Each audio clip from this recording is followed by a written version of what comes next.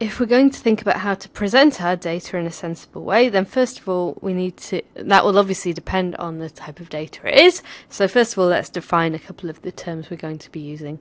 So the first distinction I'd like to draw is between continuous data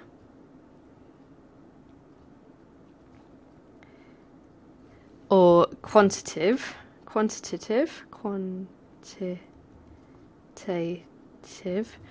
and discrete data or qualitative. So let me say what I mean. So this is things like height or length, kind of the same thing, the mass of something, temperature, time. So all these things are quantitative, by which I mean that they can take kind of an infinite number of values.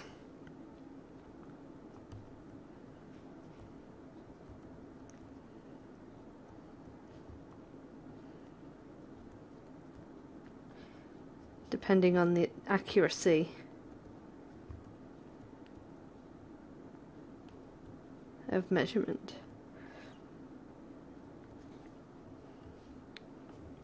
So what do I mean by that? So let's imagine we're measuring the length of something and we're going in meters. So between 0 and 1 meters, we can divide that up. 1, 2, 3. And then for each, so in between, for example, 0.4 and 0.5 meters, again, we can, if we zoom in on that and measure it more accurately, then we can, so this is 0.4, 0.5. So again, now we're zooming in, and we've got 0.45. So let's imagine between 0.49, 0.45 now. We can zoom in on that. And we can do that forever, each time getting more and more precise. And so between any two measurements at this scale, there are more measurements that we can measure more precisely in between them. So that's what I mean by continuous data. On the other hand, we've got qualitative or discrete data. So that's things like blood type or colour of a flower, or the different alleles of a gene. Either you have them or you don't. Direction of the hair whirl in your hair, we're going to be looking at that in genetics. The degree class you get at the end of your degree. So this type of data falls in one of a few different separate classes, different categories.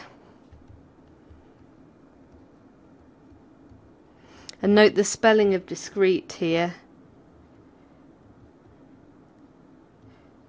So discrete with 2E. So it's discrete spelt that way means kind of a person would be discrete, but that's not what we mean here. Alright, so that's continuous versus discrete types of data. And then the other thing I want to talk about is an independent variable versus a dependent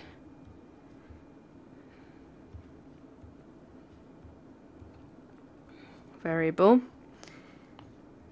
So the independent variable would normally be the one we control.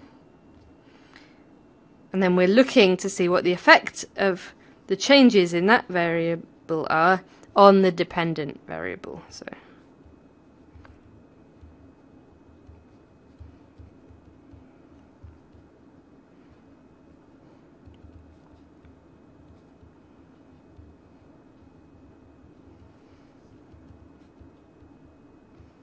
in response to the independent